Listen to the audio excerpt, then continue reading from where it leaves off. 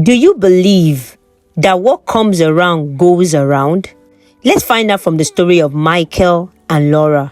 Michael leaned back in his office chair, his eyes glued to the silent phone on his desk. Today was the day his legacy would begin. A son, the heir, to carry on the family name. The thought filled him with pride. He has spared no expense, ensuring the best medical procedures to guarantee a boy. His mind drifted back to his mother's words, the ones she had shared with him many years ago. A man without a son loses everything. The memory was sharp, echoing louder in his ears as his phone buzzed to life.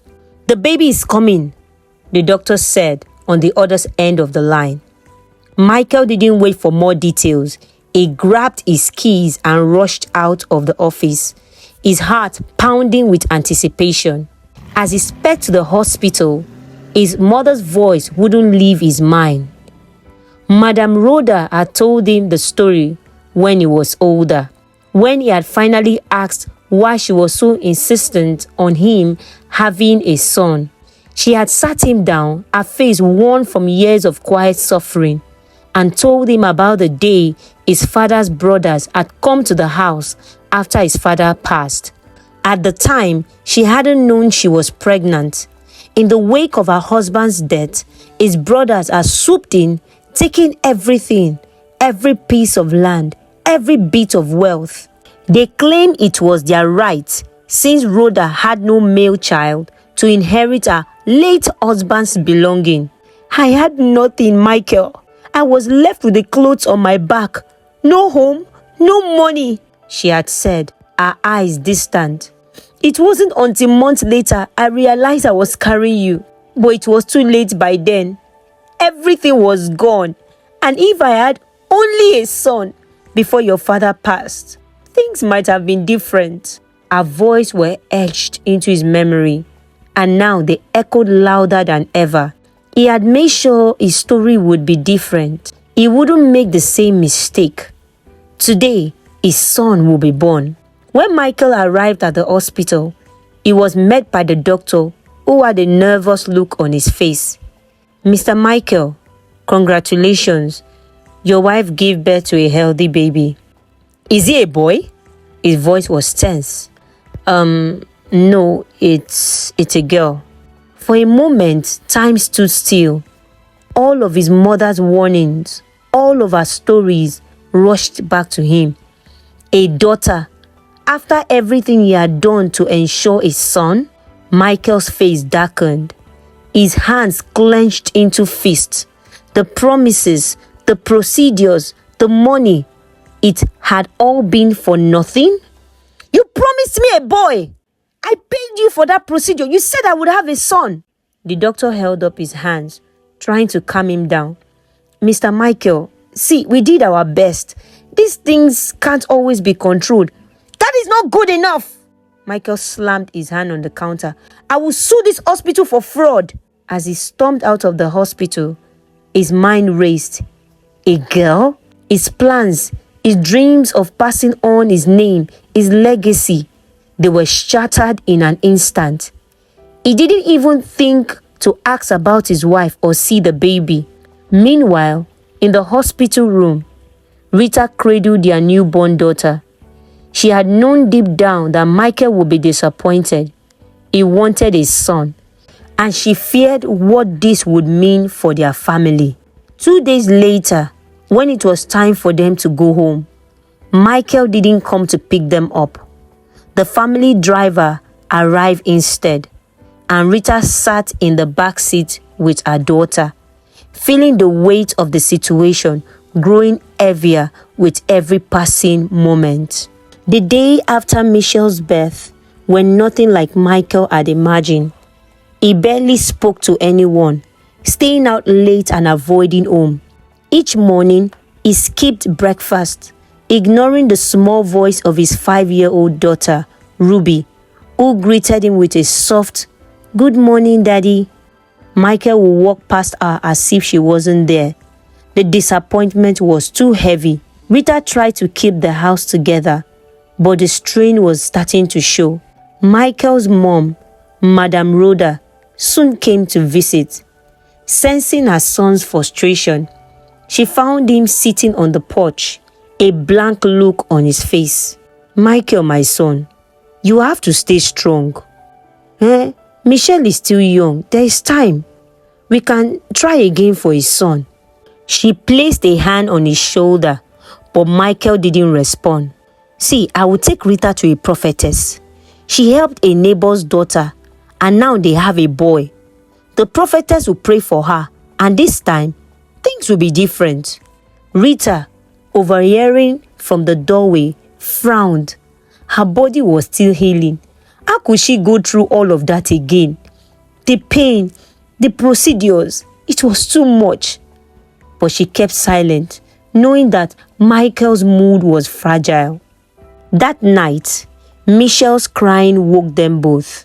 Rita rushed to soothe her, but before she could pick up Michelle, Michael backed from the bed. "Shut her up or throw her outside!" Rita froze, her hands trembling as she held the baby close. She didn't know how to calm him anymore. Nothing seemed to please him. Days turned into weeks, and Rita tried everything to make Michael happy. She cooked his favorite meals, took care of the house, and even agreed to Madame Rhoda's plan to visit the prophetess, despite her doubts. But no matter what she did, Michael's anger only grew. Whenever his friends came over, he found ways to embarrass her. One afternoon, Michael invited his friend Henry and Henry's wife Tina for lunch. They were celebrating Tina's success in digital marketing, and the table was filled with laughter until Tina turned to Rita and asked, "So Rita, how is your accounting business going?" Before Rita could answer, Michael cut in, his voice dripping with sarcasm. If she had as much sense as Tina, she might have been a chartered accountant by now. But no, she can't even do that right, let alone give me a son. Henry shifted uncomfortably in his seat, while Tina lowered her eyes. Neither of them said a word, but it was clear they felt the sting of Michael's insult. Later in their car, Henry sighed. "I feel bad for Rita. Michael shouldn't talk to her like that." Tina nodded in agreement. It's like he's blaming her for everything. Meanwhile, Michael's frustration only deepened. One evening, after another heated argument with Rita, he met with the doctor who had overseen Michelle's birth. The doctor suggested something that made Michael's blood boil. "Have you considered adopting? It might ease the pressure and give you the family you want," the doctor said gently. Michael's face twisted in disgust. "Adopt? God forbid. You expect me to let the rejected child of another man inherit my empire?" He spat on the floor in anger. "What will people say? That I am not man enough to have my own son?" His quest for a male child consumed him. Michael became a shadow of the man he once was, turning to alcohol to drown his sorrows. Every night he came home smelling of liquor, his steps unsteady, his words slurred with frustration. He was now a man at war with himself, and his family was caught in the crossfire. Rita tried her best to shield Ruby from her father's outburst, but the home was no longer a place of peace. It was a battlefield of shattered dreams and unmet expectations. Michael's company had been looking for a new chartered accountant for weeks. After posting the job advertisement, the applications poured in, and the HR team started interviewing candidates. But everything changed the day Laura walked into the office. She was stunning, tall, with a graceful smile that lit up the room. The moment she stepped in, every other applicant was sent home. Laura was hired on the spot. Her presence was magnetic, and Michael couldn't take his eyes off her. Her beauty and charm were unlike anything he had seen before. From that moment, Michael found a new reason to wake up early and head to work. Laura. Her office was just a few doors down from his, and every time he saw her, his heart skipped a beat. He even stopped drinking, just so his breath wouldn't repel her. He didn't want anything to ruin his chances of being close to her. Laura's commitment to her work was just as captivating as her looks. She was intelligent, sharp, and always handled attacks with ease. Michael made excuses to stop by her office, pretending to discuss work matters. But deep down, he knew it was something more.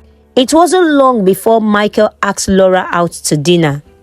She smiled and agreed, and from that point on, their relationship began to grow. He told her everything, how he and Rita were on the verge of finalizing a divorce, and how their marriage had been over for a long time. What Laura didn't know was that this was far from the truth. Rita had no idea that Michael was already planning to leave her.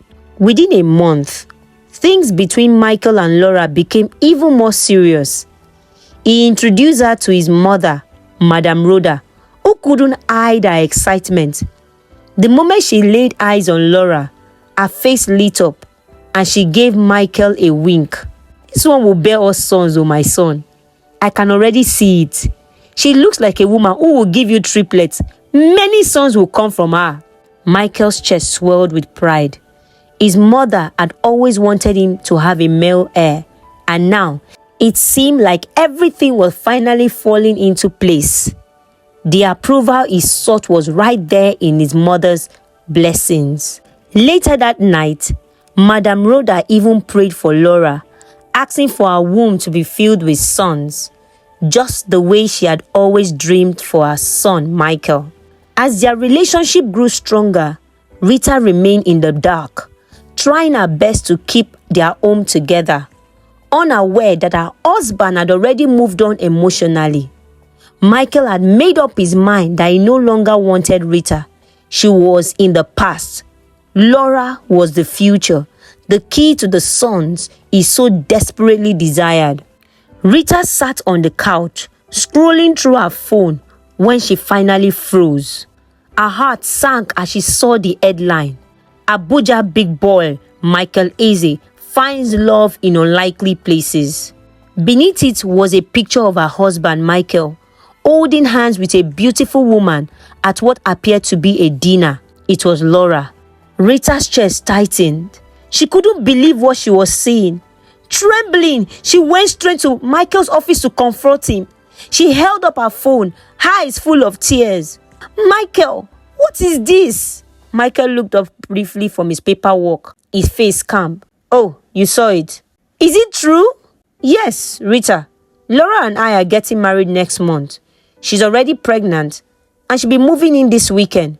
Rita stood there, stunned, as he pulled out a folder from his drawer and tossed it at her feet. Here are the divorce papers. I want them signed by the end of the week. If you don't sign them, I will take the girls and give them up for adoption. Don't test me, Rita. Tears streamed down Rita's face as she struggled to find words. The man she had once loved had turned into a stranger before her very eyes. How could you do this to me? To us. I need a son, Rita. Laura can give me that. That night, with a heavy heart, Rita signed the divorce papers. She packed her things, gathered her daughters, and left the mansion for good. Michael didn't say a word as she walked out. 9 months later, Michael's new wife, Laura, gave birth to a son. Michael was overjoyed. He named the boy Tobechukwu, after his late father. The same day, he updated his will, leaving his entire fortune to the baby. In Michael's eyes, his life was finally complete. Madame Rhoda moved into the mansion to take care of her grandson. From the moment Tobechukwu was born, she doted on him endlessly. She instructed the maids and nannies on every little thing, whether it was how to bathe him or how to hold him. If anything happened to this boy, you're all finished oh, she would snap. Laura tried to calm her down, worried that her mother-in-law was overworking herself. Mama, please don't push yourself too hard, Laura said one afternoon, noticing the older woman instructing a maid who looked close to tears. But Madame Rhoda brushed her off. This boy is my life, my legacy. Nothing can go wrong with him. It was a far cry from how Rita's daughters were treated. The double standard was clear to everyone, but nobody dared to speak up. A year had passed since Laura gave birth to their son, Tobechukwu. On the surface, Michael seemed to have it all. A beautiful wife, a son to carry on his name, and a successful business empire. But beneath it, things were falling apart.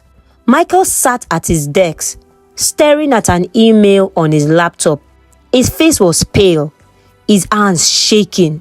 He had just lost another major deal, worth millions of dollars.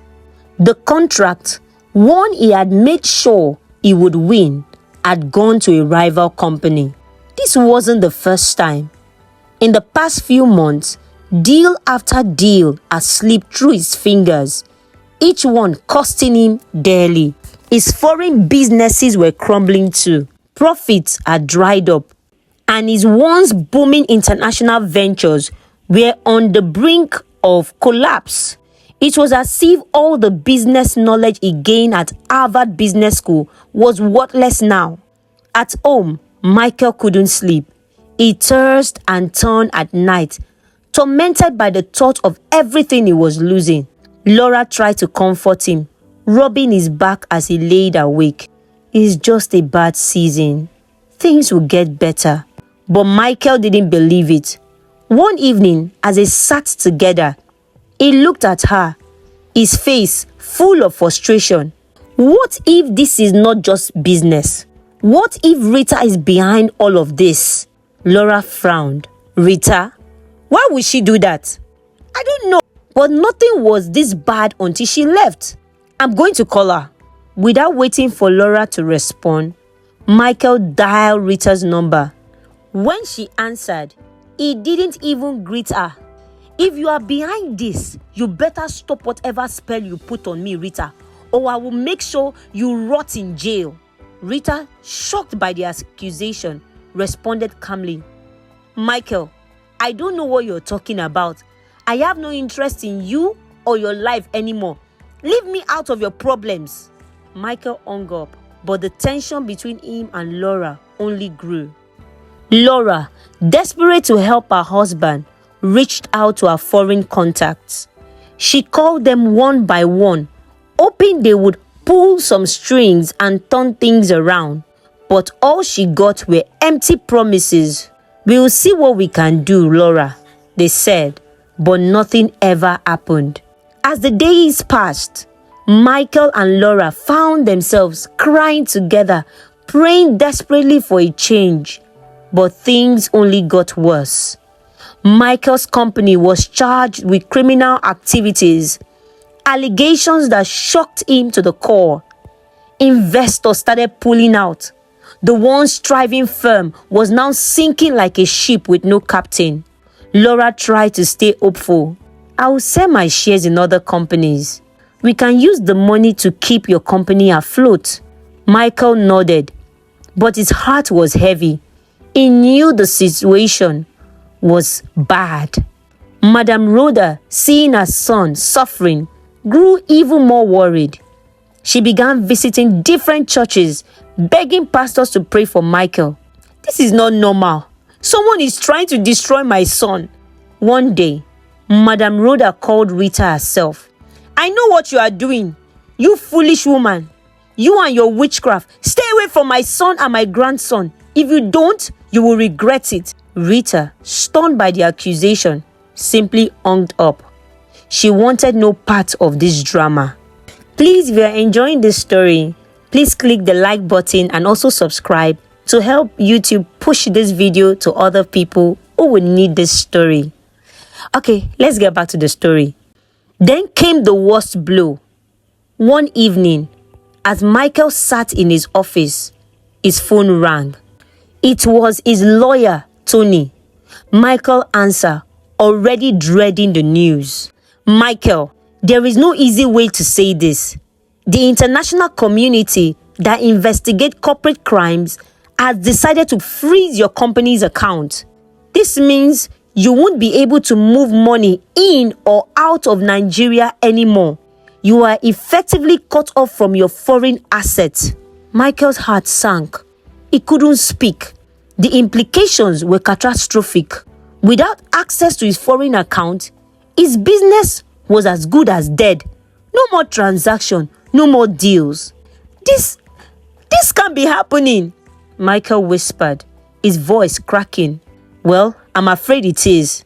And there is more. If these charges stick, you could be facing severe penalties, possibly even jail time. Michael dropped the phone.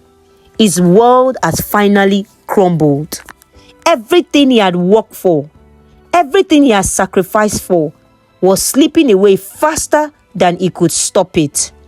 2 days later, Michael sat in his office, his head in his hands, as Tony, his lawyer, delivered the devastating news. The only way to solve this, Michael, is to sell the company, Tony said, his voice calm but firm. Michael shot up from his chair. Sell?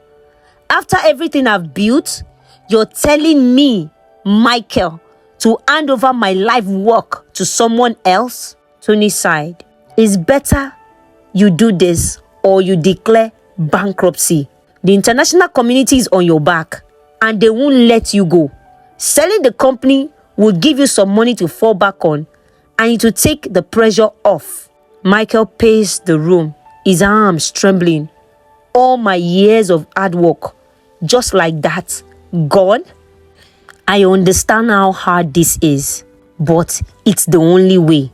The new owners will take on the liabilities and you will get what they offer. Michael fell silent, sinking back into his chair. Laura, who had been quietly listening, stepped forward and knelt beside him.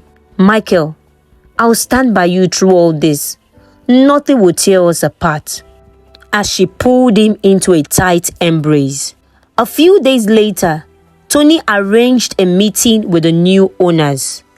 The meeting was scheduled for 10 o'clock in the morning, and Michael walked into the boardroom with a heavy heart.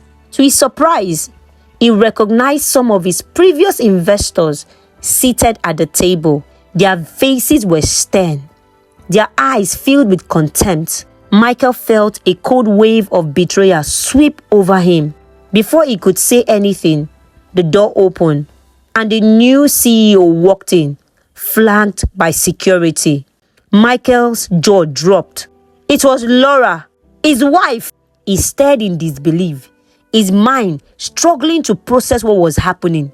This has to be a joke, he muttered, turning to Tony. What is this? Tony looked just as shocked as Michael.